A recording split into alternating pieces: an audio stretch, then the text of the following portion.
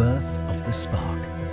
What if Edison the electrician had found a flawed young man who had never been to school, not in a foggy village in Germany? Winter, 1886. Saxony valleys are cloaked in fog.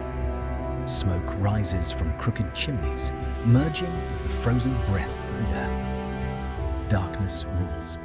Light is a stranger. In a small cottage lives Karl Weiss, 19, a miner's apprentice. His hands are blackened, eyes hollow, yet a spark of curiosity burns within. What if man could hold lightning? Each night he scavenges scrapyards for broken wires, glass and copper. Villagers whisper he's mad. Karl dreams of capturing lightning itself. One stormy night, thunder shakes the windows. Karl sits in his basement surrounded by metal scraps and his father's copper plate. Candle flickers. He whispers, "God, grant me a light strong enough to break the dark." A spark leaps between wires. For a heartbeat, shadows flee. The light fades. Karl kneels, trembling. I brought the light down to earth. By morning, villagers gossip. Did you see Weiss's light? The devil's flame. The priest condemns him, but Karl works tirelessly. Hands bleeding, notes full of sketches, he tries again. Another spark, stronger. The cottage glows, piercing the fog. Children and mothers watch from afar, astonished. It's daylight in the middle of the night. Darkness retreats for the first time. Karl collapses, exhausted but smiling. He writes in his notebook, "God sent lightning, but I brought it to men." Snow falls outside, and in the black valley, one tiny house glows softly, signaling the dawn of a new age.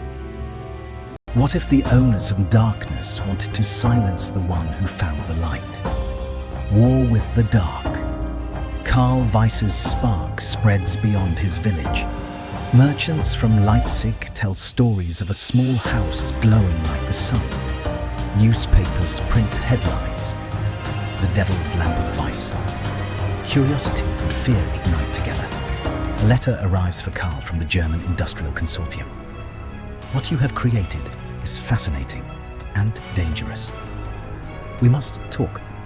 He travels to Leipzig by train, hope flickering in his eyes. Maybe I can finally share my light, he whispers. But in the grand marble hall, men in suits smile coldly. Mr. Weiss, your invention is a miracle, but miracles must be controlled. Join us.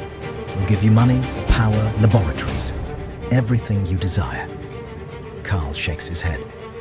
My light isn't for sale. It belongs to everyone that night. His cottage burns to the ground. Flames consume his notebooks, his dreams, his past.